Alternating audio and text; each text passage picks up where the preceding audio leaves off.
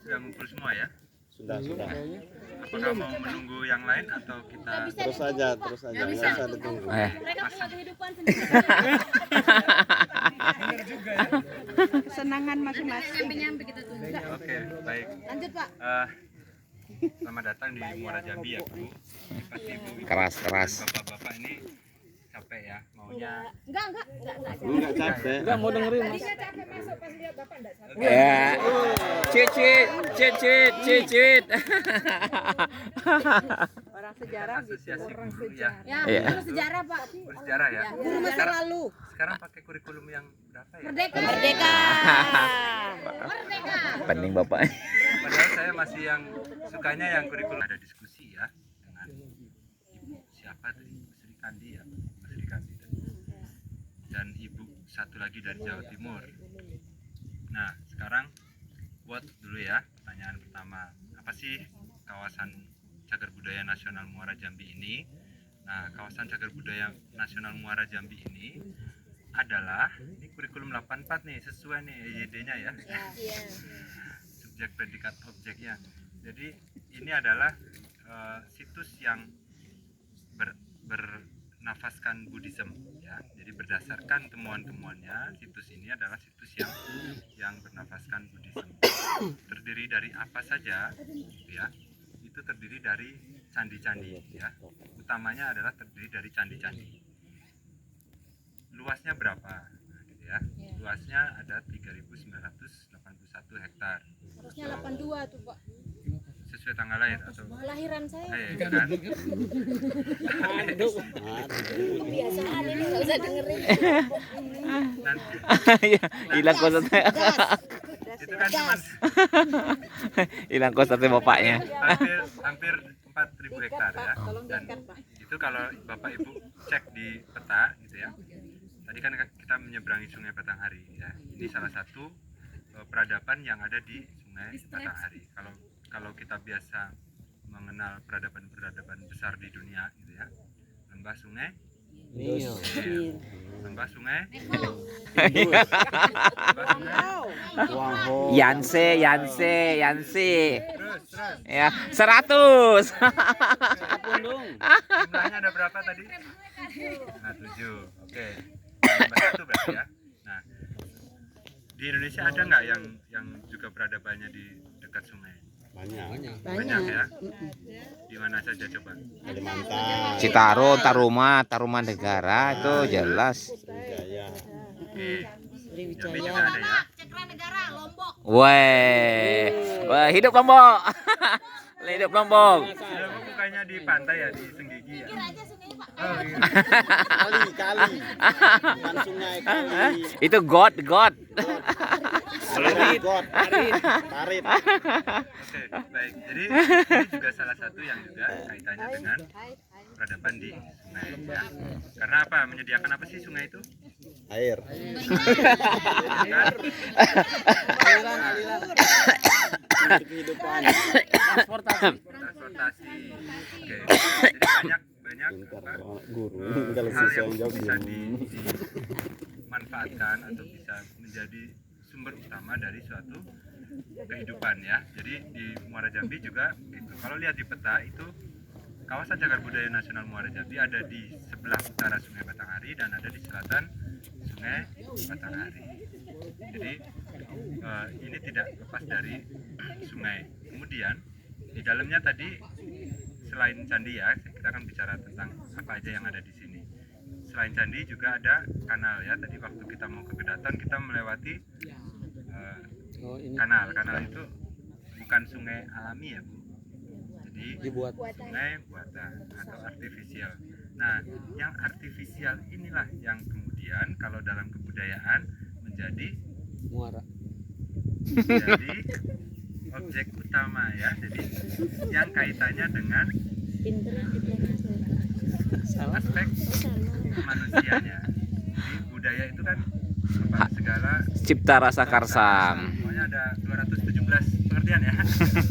Nah, yang diciptakan oleh manusia, kreativitas manusia itu adalah budaya. Salah satunya adalah kanal. Karena kalau sungai yang natural itu ciptaan Tuhan ya. Maksudnya maksudnya sungai yang natural itu tidak ada intervensi dari manusia yang cukup masif, sehingga lebih kepada adaptasi. Nah, ini di sini proses proses membuat atau menciptakan suatu baik itu feature gitu ya, untuk mendukung proses atau peradaban yang ada di Muara Jambi. Kemudian ada apa lagi? Jelas ada temuan-temuan kecil ya, tapi sayang sekarang kita tidak bisa mengakses itu karena sedang proses revitalisasi ya. Tapi saya bisa ceritakan nanti ketika menjawab ada pertanyaan mengenai when, where ya, gitu ya. Nanti saya sisipkan di situ. Oke, untuk wordnya sudah cukup? Cukup ya? Dan tidak ada pertanyaan ya? What? Who ya? Who? Ada siapa saja sih gitu ya yang ada di sini gitu ya? Kalau masa lalu kan agak susah ya. Ya. Iya, iya, iya. Saya nanya nih Bu. Iya, iya, iya. Waktu sidang BPUPKI, siapa yang nggak masuk waktu itu?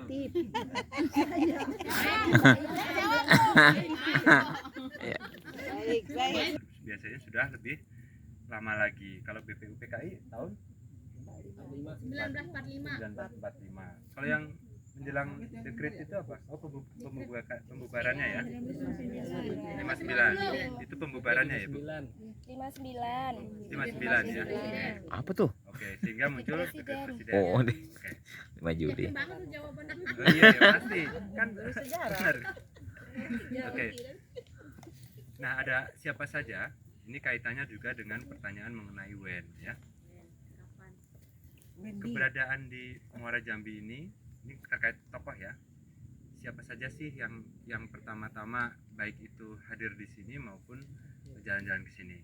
Jadi sebelum kita ini berapa ya? Sekitar 1400 tahun yang lalu sudah ada nih yang jalan-jalan duluan ya. Itu namanya Yijing ya. Tadi sudah saya sempat diskusi. Tahu? Tulisannya Yijing. Oh, Yijing. IT sing ya.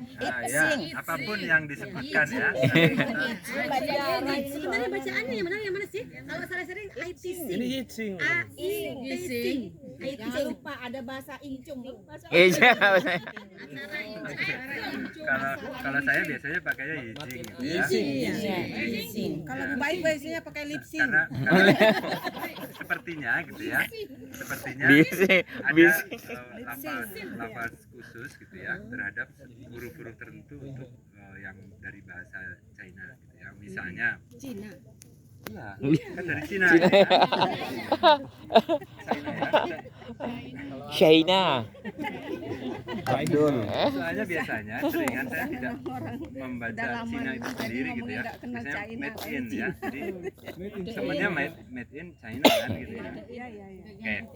Nah, kemudian kalau kita menyebut dinasti Qing itu tulisannya apa? CHING, Cihing.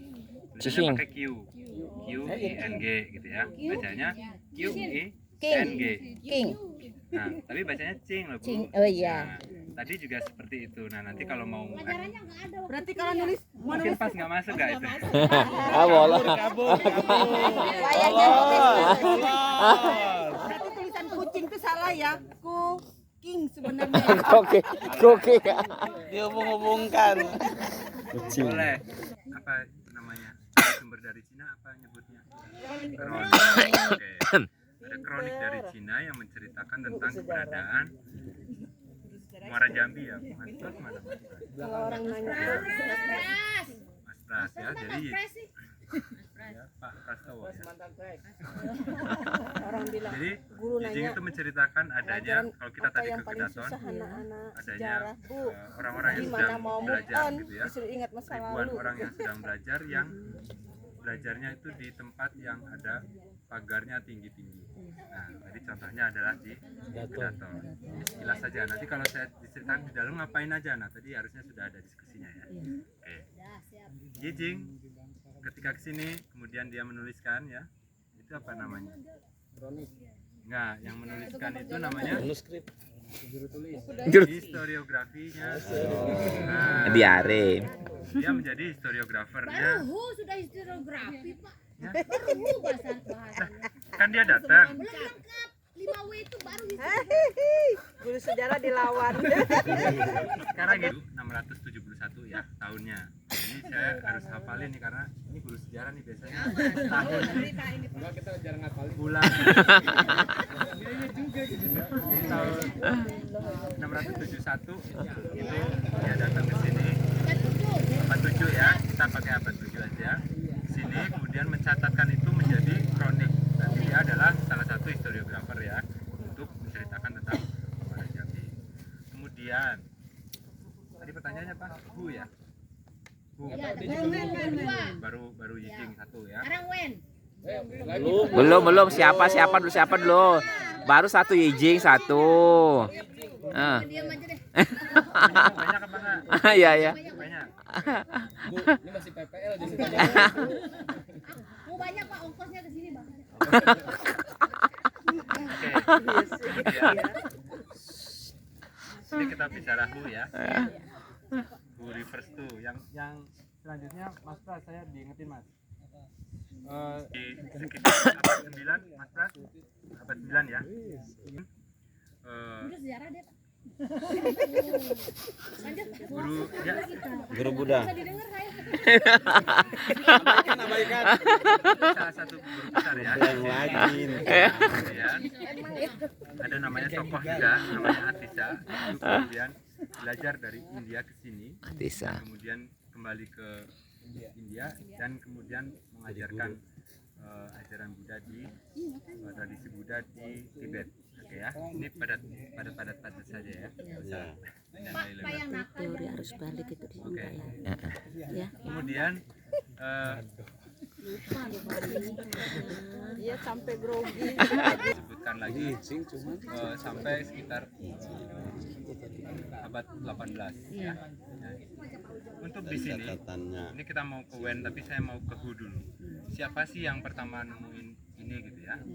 Maksudnya setelah orang-orang itu pelakunya ya. Itu ada namanya SC Kroke ya. SC Kroke CKI gitu ya. Itu seorang perwira Inggris ya. Jadi nanti dikoreksi lagi ya. Kalau mau baca-baca Belanda itu belum masuk Jambi. Kalau tahun 18-an itu belum masuk Jambi, baru 1900 dari Jambi nggak ada itu. Tuh beliau Pak Ustaz. 1904 baru masuk ya. Itu pun bukan dari Sabak ya, tapi dari Besi ya. Nah, sebelumnya itu banyak orang-orang Inggris yang datang ke sini. Kemudian tahun 1920-an itu ada namanya T. Adam. T. Adam itu fotografer di orang-orang Belanda yang kerjanya adalah memotret. Itu datang ke sini. Kemudian ada Snitger Kan ada tahun hubungannya 1934 datang ke sini dengan untuk Saraya. ya ekspedisi lah gitu ya, jalan-jalan lah Ini ya. kan dalam Saraya Kemudian kan nggak bisa ditaklukin. mencatatkan tulisannya itu Tagaruyung. Ini nggak bisa ke dalam buku yang namanya yang judulnya nggak mau terima. Forgotten Kingdom. Nah, nanti dicari ya. Kita jaya-jaya dia Forgotten minggir. Kingdom. Forgotten Kingdom. Nah, Kerajaan yang terlupakan. betul. Apa? Mantannya apa enggak ada? Apa di sini gitu ya? Siapa yang ngapain gitu ya? Itu baru tahun 70-an itu baru arkeolog-arkeolog, sejarawan ya. Sejarawan ada juga. Itu mulai datang ke sini melakukan riset awal. Kemudian di akhir tahun 70-an mulai juga ada proses pemugarannya. 70-an. Itu nah, penelitian, riset, pemugaran baik itu yang kecil-kecil begitu atau kalau di riset itu monodisiplin maupun yang multidisiplin kemudian dilanjutkan sampai sekarang ya. Oke, jadi prosesnya adalah itu siapa yang ada di sini itu sudah saya ceritakan tadi ya sekilas. Nah, termasuk saya di sini nih. Saya ngapain di sini gitu kan? Nah, saya Mas Pras, kemudian Tarida, ada Pak Novi ya, Nopeng itu sebagai BPK ya, Balai Pelestarian Kebudayaan. Ini juga namanya ganti-ganti ya, saya baru hafal juga nih. Karena karena sebelumnya dulu namanya SPSP. Saya harus belajar sejarah kantor saya kan. Sejarah Suaka peninggal Mari